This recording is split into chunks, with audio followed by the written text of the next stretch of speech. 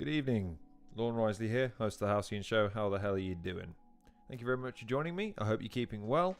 I hope you're having a good week. And I hope you're managing to keep cool in this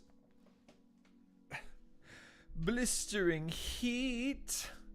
I love that Super Noodles advert from back in the day. I used to play on, I seem to remember it on VHSs and movie screens, less than it being on TV. Anyways, if you've never seen that advert, it's a great advert. The guy melts, or pretends to.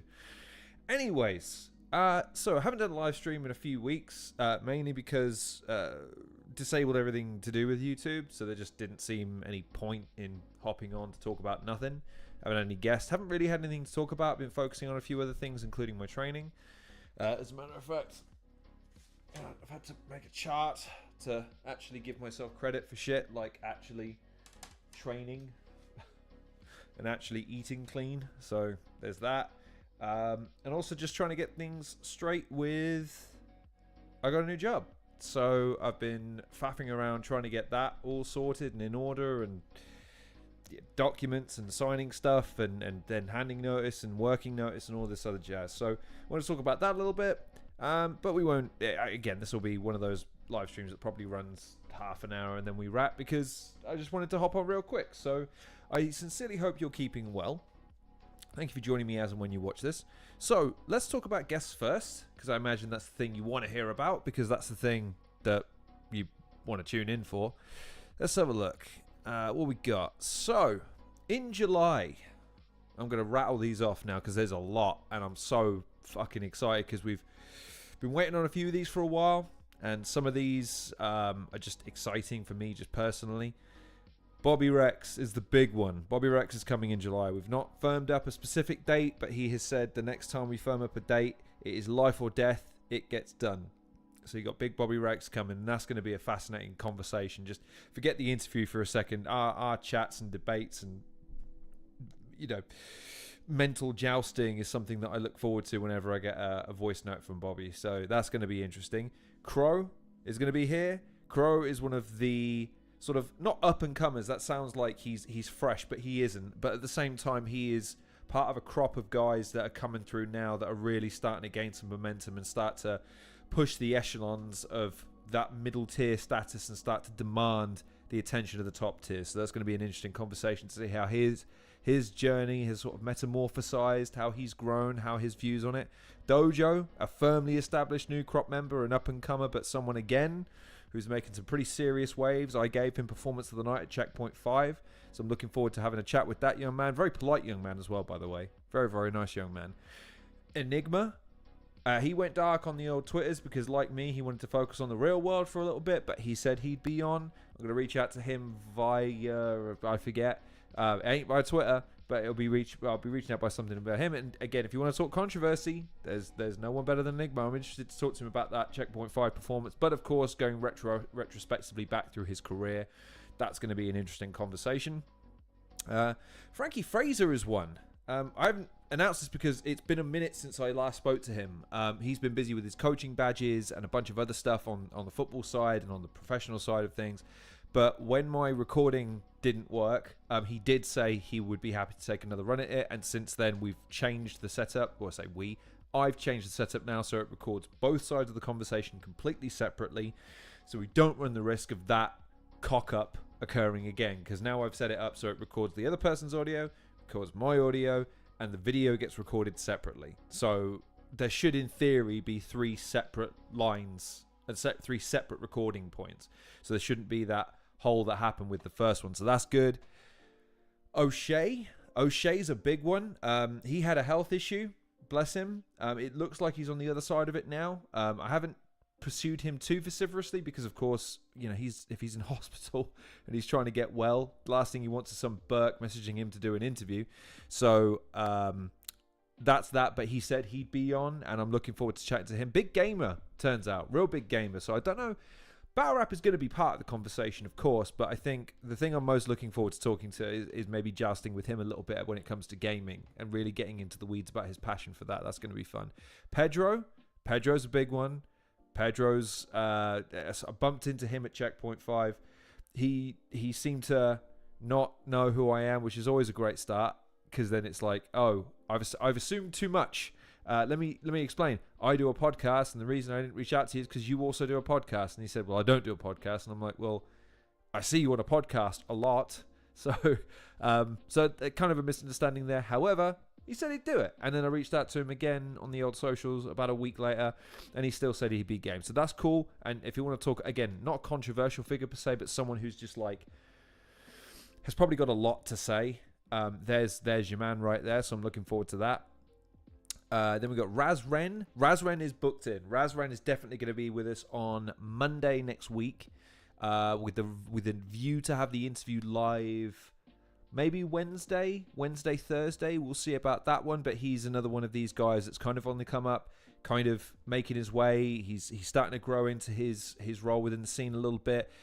Seems to relish his role as a bit of a protagonist and a bit of a provocateur. I'm looking forward to getting into the weeds about that a little bit. And then the last two that I know the last one that I'm definitely sure of is Zen. Zen has said he'll be on, and I'm looking forward to talking to him because he's a legend of the lead scene, and obviously on beat as well is slightly different. I've never really interviewed someone who was a bit more prolific or more favorable towards that. Plus, apparently really strong into jiu-jitsu. So I imagine there'll be some MMA chat, because I don't know if you can be into jiu-jitsu and not be cognizant of the wider MMA world. So that'll be fun. A couple of other names. Unanimous I reached out to, so hopefully that'll be something that materializes. And Visual, same with Visual. Like, again, reached out, said, hey, listen, what do you think? And both of those guys didn't really say yes or no, but it's one of those situations where, with a bit of coercing, I'm pretty confident we can get those two over the line. Ian Skinner is one I've been chasing for a little while, but his bookings have been insane. So he's a sort of, again, another up-and-coming professional wrestler. And man, does that boy have a chip on his shoulder and a superiority complex, man. It's going to be interesting trying to get him booked, but I'm pretty sure we can, if I can just get through his PA and then get through his manager, then I can get to him and then I can get him booked. So we'll see about that. Also, SovPro. There have been a couple of people that I've approached within SovPro to see if we can sit down and have a conversation about the wrestling industry, specifically SovPro, the production, the general direction, a lot of the stuff that goes into what they do and why they're doing it and what makes them stand out and what's their ultimate aspirations as an independent promotion, stuff like that. It'd be great to get Bizzo back on, and it'd be great to get Stro back on for two different reasons, but those two, again, they've got real life stuff that they manage. They're very good at switching the battle rap stuff off and going back to real life for a bit. I'm trying to master that trait right now, so that'll be interesting. Beyond that, as far as other interviews that I'm pursuing are concerned, there's a couple of YouTubers who you may not have heard of that I'm trying to get hold of. One of them is Just an Observation. He's an Irish fella who produces some of the best video essays I've ever seen. If you've never seen... If you think video essays are boring, I apologize for these recommendations, but video essays are something that I've come to really love on YouTube because they're magnificently put together, and when they're put together as well as this guy does it, you could be a complete novice in whatever he's talking about, and by the end of the video you'll want to watch whatever it is that he's covering. He really is magnificent in what he does. There's a couple of others that just can't come to mind right now. The other one that I might touch on is Lunacy. Lunacy, he said he'd do a recap of Checkpoint 5 and then a follow-up in the interview. The thing with Lunacy is I know he gets busy, and I also know he has an attention thing where he kind of loses. He's a very passionate person about what he's passionate about, and then when he isn't passionate, he's not so passionate. And the thing with him is I really don't want to push him into doing anything he doesn't want to do. If he feels like he has to do it and he does it anyway, I don't want to catch him on one of those days. I want to catch him on a day where he's like, right, fuck, let's sit down and talk. That would be good, because I think I caught him on one of those days on our first interview, and I think it speaks for itself. It's one of my best interviews, so there's that. So that's the interviews out of the way. We got a lot. There's how many is there? 15 names, 20 names over the next 2 months. So the thing you're not going to be short of is fucking content. We're gonna be working our asses off, which kind of comes at a bad time because, as I mentioned at the top, got a new job. To cut a very long story short, the company I worked for in January was bought out by a couple of other companies not located in the UK, and the situation became very much a case of, well, everyone's worried, everyone's a bit on edge about their positions and their roles and stuff, but actually as it bumbled on, it was fine. Everyone kind of got the nod to say it was just going to be an investment situation where, you know, they're just going to try and get the company working, basically, right? And that was everything was fine. At that point, I was still very much in the opinion that I was going to stay. And then about 5 weeks ago, maybe 6 weeks ago now, it feels like longer, but it's probably less. It might have been only 4 weeks ago. Another company, they didn't buy us out, but they bought a 50% share, and then proceeded to make their management team our management team. And sure enough, after that, you start to see, how do I put this delicately? People start to not be at work anymore, and some choice words being used in terms of how they were thinking about moving, and that made me very nervous. One of the things you have to remember is I'm a bit weird in my career. I've bounced around a little bit, but I've spent the better part of 10 years working for the company I work for now. And I've been working for 16. I started when I was 16. I'm 34. Okay, so maybe it's a bit more than that. So I've been working for about 17 and a bit years at this point. So the majority of my working career has been spent there. And I kind of figured this out the other day. I imagine, this is kind of sad, the building where I work is probably the building I have spent more of my adult life in than any other single place on the planet, which is really fucking depressing because the building sucks. But I have to be honest with you, I was really bummed out because when this all happened, it was one of those situations like, man, I don't know what to do. And so situation rumbled on, and then about 2 weeks ago, out of the blue, I get a message and this is where this is going to be for you at the end. I am linking this to some piece of advice, so don't worry, this isn't just me sob-storing or gloating or whatever. This is me trying to give advice to people because I believe this is important. I'm on LinkedIn, and I update my CV on a regular basis. I don't have my LinkedIn set to anything other than here's me, and this is what I do, and here's how I work, right? And I get a message from someone at a recruiting agent, and he says, you know, what do you think about this? And I kind of looked at it and thought, well, why not? Okay, so I do the interviews, and in both interviews, I think, oh man, I'd love this, but I don't know if I'm right for it, and all the rest of it. And then they end up talking me to a point where I can see their perspective on the situation, which is, look, we think you're the right fit. We think you're going to grow into this. We think this is a good position for you. We think we're the best place for you to be. And I've got to be honest, man, the main reason I didn't go or take their arm off of the opportunity was loyalty. I felt like I was betraying the company I was working for to a certain degree.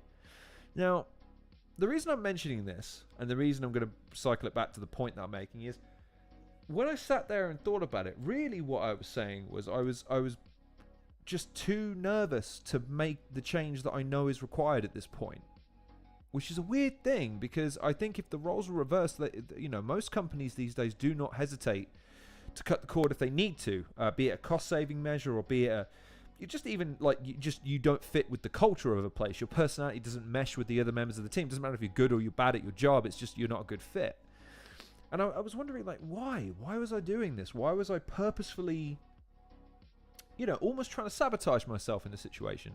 And I guess the conclusion I drew is that ultimately, one of the biggest problems I've faced in my life is being not afraid to fail, but almost predicting that I'm going to, and not having enough faith in my abilities, and not having enough conviction once I've made a decision to make sure that it was the right decision.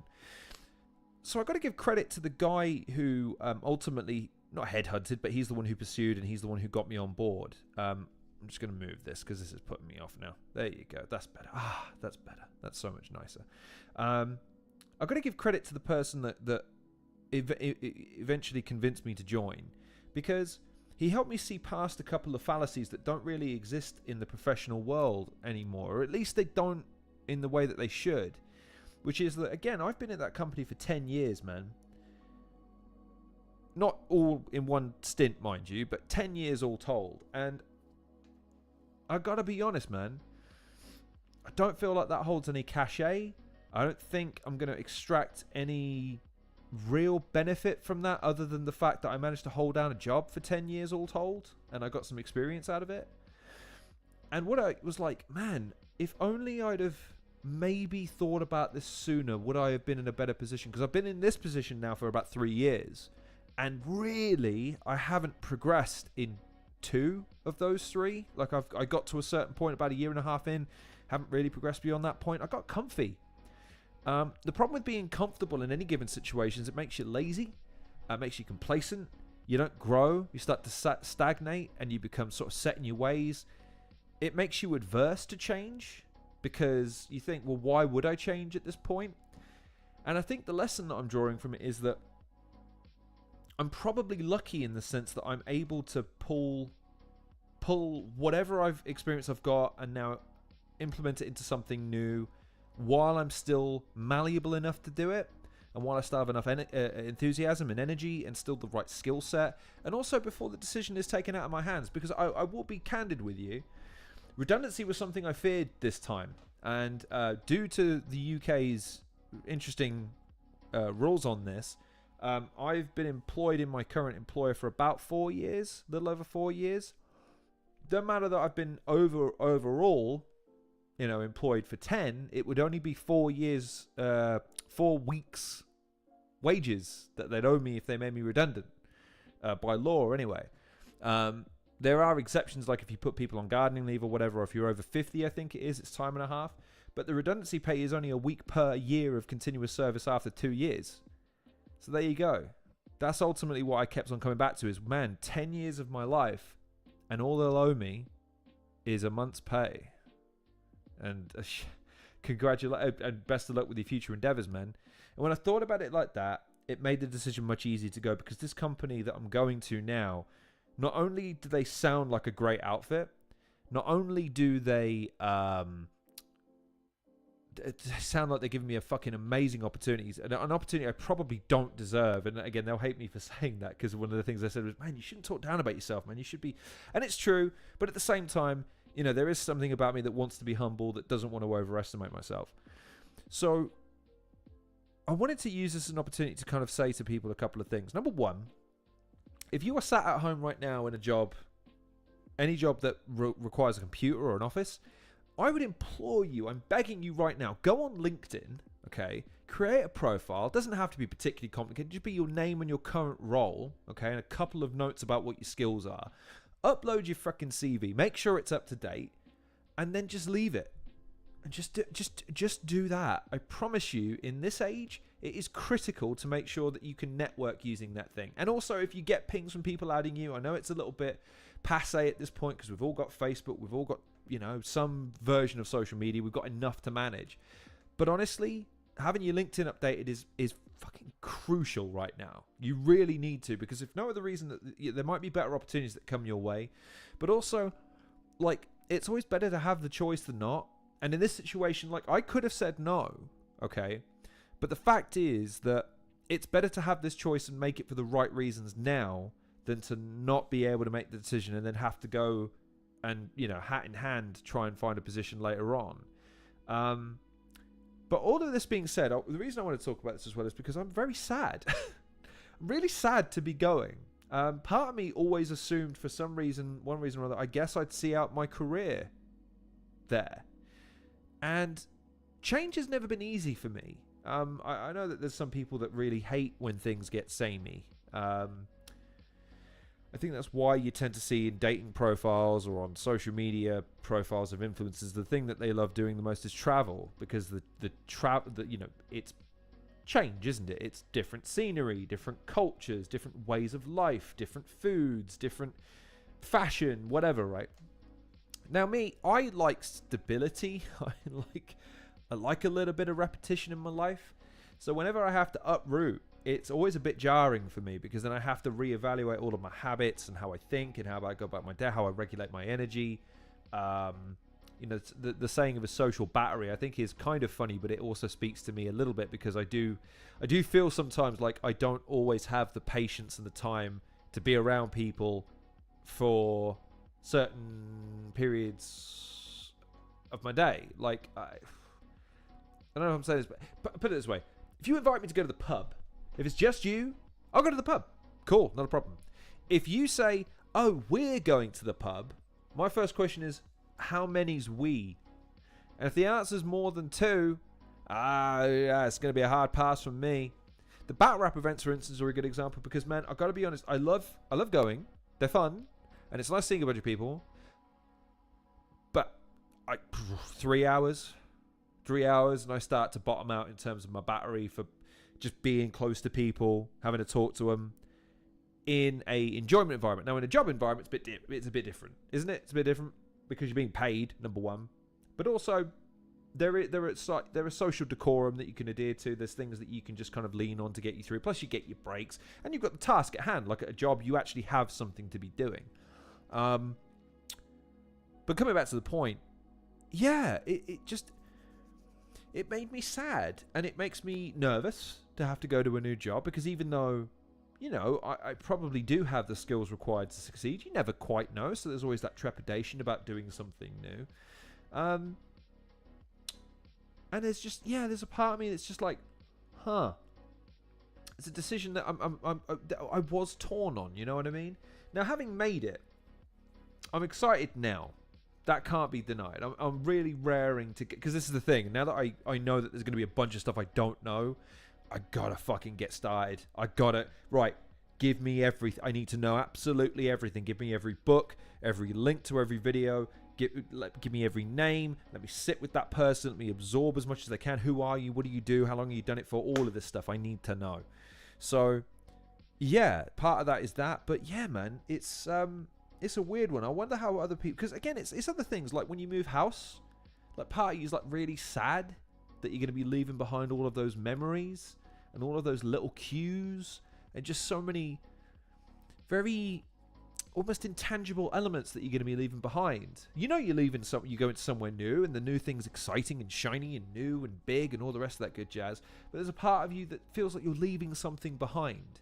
And so one of the ways that I'm coping with that is by trying to focus on the part after this nervous trepidatious part. I'm trying to think about Christmas time, and I'm trying to think about next year, and I'm trying to think about what happens in terms of route to progression within this role, and just little things like settling in. Also, just giving myself little distractions, like the YouTubing thing. I must be honest, is going to be a really welcome distraction during this period because it's the familiar. I've done this a bunch of times, reasonably confident at it now, and I've got some great guests coming. Great. That'll help root things down, keep things easy on an even keel. But I can't lie and say I find new beginnings quite a daunting thing. And a part of me is a little bit nervous because I don't know if I'd have made this decision otherwise, but I'm glad I made it. Part of me is now nervous about making that next step. Part of me is excited about making that next step. But yeah, man, like I just hope it goes okay. I don't know what's going to happen. I hope it goes all right. I'm more nervous about it than any of my interviews for the first time ever. That's not to denigrate my guests. I'm just saying though that, like I say, if you gave me the choice at this point, I'd wanna, you know, I'd have really loved to have been able to study for the last couple of weeks. That would have been great. But unfortunately, there's no handbook on some of this stuff. Sometimes you just got to go in day one and just, okay, here we go, showtime. So yeah, that's all I really wanted to talk about, really. I'm just, yeah. It's a weird conflict of emotions today. And it has been for a couple of days. I felt going through it. And at this point, it's really just, man, I just want to pull the band-aid off and get started. I just want to get going now. And same with these. I just want to get everyone booked, everyone sat down, everyone recorded so I can get editing so we can get back on track. So I think we'll leave it there. I want to say thank you for joining me if and when you see this. I just want to say I hope you're keeping all right. This window is closed at the moment. I'm going to open it because it is hot as fuck. And, oh God, that's so much better. I'm not a summer person. Can't wait for the winter. I cannot wait. Bought a new suit, and that suit does not suit the summer. Let's put it that way. So I cannot wait for the winter to roll around so I can wear my finery. And hopefully by the winter time I'll have settled. Because there's a saying that the first 3 months of a job you feel like crap. It's just universal. If you ever start a new job, right, just know that for the first 3 months you're not going to know what you're doing. You're not going to know anyone. You're not going to feel at home. It sucks. You have to get through the first 3 months of any job before you know if you actually like it or not. You can't judge how much you like a job from the first 3 months. I'm just going to throw that out there as a piece of advice to anyone young watching this. Don't worry. Those first 3 months are always going to feel alien and sickening and like a hazing period almost. But as you get through those first 3 months, you get your bearings, you get an idea of who you are at the job, it tends to level out, and then you can make a decision based on that. So that's what I'm planning on getting through. So enough waffle. I hope you're looking forward to the guests as much as I am. I hope you're taking care of yourself.